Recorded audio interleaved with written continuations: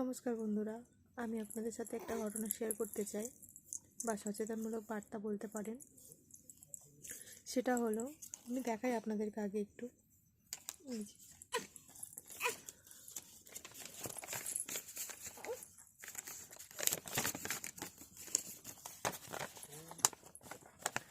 এটা হচ্ছে পার্কস্ট্রিট থানার জিডি।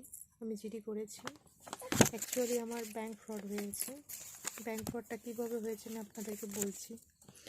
আপনারা যারা এই ধরনের এটিএম ব্যবহার করেন, এই যে ওয়াইফাই কানেক্ট এটিএম যারা ব্যবহার করে থাকেন, তাদের জন্য এই বার্তাটি অবশ্যই। আপনারা যারা এই ধরনের এটিএম ব্যবহার করে থাকেন, আমি যতটা জানলাম এই ধরনের এটিএমে যারা ব্যাংক ফ্রড করে, মানে চুরি ডাকাতি করে থাকে, তাদের পিন লাগবে না। কারণ যেহেতু এতে ওয়াইফাই কানেক্ট করা আছে, যে কোনো ওয়াইফাই কানেক্ট এটিএম দিয়ে তারা বিনা পিনে পয়সা ইজিলি উঠিয়ে নিতে পারে। এটা আমার সাথে ঘটেছে গত 2 তারিখ, ফেব্রুয়ারি 2 তারিখ নাগাদ ঘটনাটি ঘটে যায়। আমার হাজব্যান্ড কাজে যাচ্ছিলেন, তো ওনার ব্যাগের মধ্যে মানি ব্যাগ ছিল, মানি ব্যাগের মধ্যে এটিএম ছিল। বাসের মধ্যে থেকে কখন মানি ব্যাগটা চুরি হয়ে যায় উনি বুঝতে পারেননি। কাজ থেকে যখন বাড়ি আসেন, উনি 7টা নাগাদ বাড়ি এসেছেন। তখন কিছুক্ষণ পরে, 7টা হয়নি, 6:30 পৌনে 6টার দিকে এসছে। আসার পরে আমরা বেশ কিছুক্ষণের পর দেখলাম আমার ফোনে একটা SMS এলো, মানে ওই 7টা বাজতে 1 মিনিট বাকি তখন আমার ফোনে একটা SMS এসেছিলো। SMSটাতে লেখা ছিল 3,000 টাকা উইথড্র হয়েছে। 7টা নাগাদ SMSটা পাই। পাওয়ার পরে আমি ওনাকে জিজ্ঞাসা করি যে তুমি কি ব্যাংক থেকে কোনো টাকা তুলেছো? তো বললো না, আমি তো কোনো টাকা তুলিনি। আমি বলছি কেন মিথ্যে বলছো? এই যে এটিএম থেকে 3,000 টাকা তোলা হয়েছে, তাহলে SMSটা কেন এসছে? তো উনি তখন বললো দেখো তো আমার ব্যাগে মানি ব্যাগটা কোথায়। তো আমি মানি ব্যাগটা দেখি ব্যাগের মধ্যে কোনো মানি ব্যাগ নেই। তখন আমরা বুঝতে পারি যে এটিএমটা হারিয়ে গেছে, বা এটিএমটা যে পেয়েছে সে এরকম কিছু করছে। আমি সঙ্গে সঙ্গে হেল্পলাইনে ফোন করি, পাঞ্জাব হেল্পলাইনে ফোন করে তাদেরকে বলি আমার এটিএমটাকে ব্লক করে দিতে বা অ্যাকাউন্টটাকে ফ্রিজ করে দিতে। তো তারা সঙ্গে সঙ্গে আমার অ্যাকাউন্টে ফ্রিজ করে দেয় এবং এটিএমটি ব্লক করে দেয়।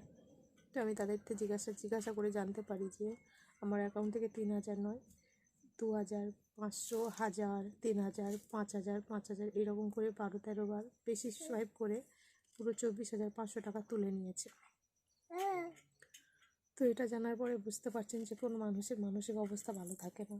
আগে ব্যাংকে গেলাম, ব্যাংকে গিয়ে ডিটেলস নিলাম। তো আমি ব্যাংকে গিয়ে এটাই জিজ্ঞাসা করলাম যে যখন 6টা থেকে নাকি টাকা তোলা শুরু হয়েছে, ব্যাংকে তো একটা SMS চার্জ কাটে। যখন টাকা তোলা হয় তখন আমাদের কাছে একটা SMS আসে, এটিএম থেকে টাকা উইথড্র করা হলে SMS আসে। যখন 6টা থেকে টাকা তোলা হচ্ছে, তাহলে আমি কেন SMS পাইনি? একবার নয়, দুবার নয়, 12-13 বারে কার্ড সোয়াইপ করা হয়েছে, একবারও কি SMS আসে না?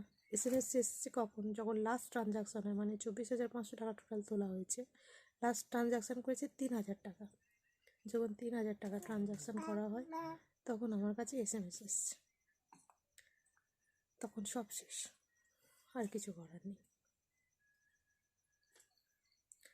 ওনাদেরকে জিজ্ঞাসা করার পরে ওনারা বললো কি নেটওয়ার্ক ইস্যু। ঠিক আছে, মানছি নেটওয়ার্ক ইস্যু। এতবার ট্রানজাকশান হয়েছে তখন নেটওয়ার্ক ইস্যু ছিল না। যখন লাস্ট ট্রানজাকশান হলো তখন নেটওয়ার্ক ইস্যু কতদিন থাকে? 2 তারিখ নাগাদ আমার ব্যাংক ফ্রড হয়েছে, আর আজকের হচ্ছে 7 তারিখ। 7 তারিখ নাগাদ আমি ভিডিও করছি, এখনও পর্যন্ত সেই SMSগুলো আমি পাইনি। আমার বক্তব্য যে সেই SMSগুলো যদি প্রথম ট্রানজাকশানের SMS যদি আমার কাছে আসতো, অ্যাটলিস্ট আজকের আমার এই ক্ষতিটা হতো না, এত বড় ক্ষতিটা হতো না। প্রথম যখন 500, 1,000, 2,000 করে টাকাটা তুলতে শুরু করলো, যদি একটা SMS ঢুকে যেত তাহলে সঙ্গে সঙ্গে আমি, কারণ 1 ঘন্টা ধরে টাকা তুলেছে, 1 ঘন্টা ধরে টাকা তুলেছে মানে আমি সঙ্গে সঙ্গে কার্ডটা ব্লক করতে পারতাম, এত অ্যামাউন্ট তুলতে পারতো না। আমার জানাও ছিল না যে এই ধরনের এটিএমে এইরকম কেস হয়। আমি ভাবছি যে আমি তো কাউকে পিন শেয়ার করিনি, বা এর জন্য এই সংক্রান্ত কোনো ফোন আসেনি আমার কাছে। কীভাবে তুললো? ব্যাংকে গিয়েই জানতে পারলাম যে এই ধরনের এটিএমে পিন লাগে না, পিন ছাড়াই টাকা উঠে যায়, ওই ওয়াইফাই ডিসেবল করতে হয়। তো আমাকে বললো যে এই ধরনের এটিএমগুলোতে ওয়াইফাই কানেক্ট থাকলে এটা এটিএম থেকে গিয়ে ওয়াইফাই ডিসেবল করে রাখতে হয়, সেটা তো আগে বলতে হতো, এখন বলে আর কী হবে, এখন তো সব শেষ হয়ে গেছে আমার। আমি থানায় তারপরে জিডি করলাম, জানি না থানা কতটা এগোবে। আমার বক্তব্য হচ্ছে প্রতিটা এটিএমে কিন্তু সিসিটিভি ক্যামেরা থাকে, তাও চোর ধরা পড়ে না। তাহলে সিসিটিভি লাগিয়ে কী দরকার? সিসিটিভির কাজ কী? যদি চোর ডাকাত ধরা না পড়ে তাহলে সিসিটিভির কাজ কী? আপনারা অবশ্যই যারা এই ধরনের এটিএম ব্যবহার করে থাকেন অবশ্যই ওয়াইফাই ডিসেবল করিয়ে রাখবেন।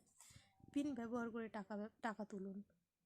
পিন ব্যবহার করে টাকা তুলুন, কারণ আপনার পিন শুধুমাত্র আপনিই জানবেন।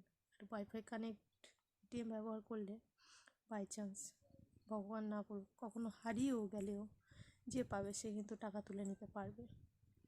তাই অবশ্যই এই ভিডিওটা সবাইকে শেয়ার করবেন। যারা জানে না তারা অবশ্যই জানুন এই বিষয়টা।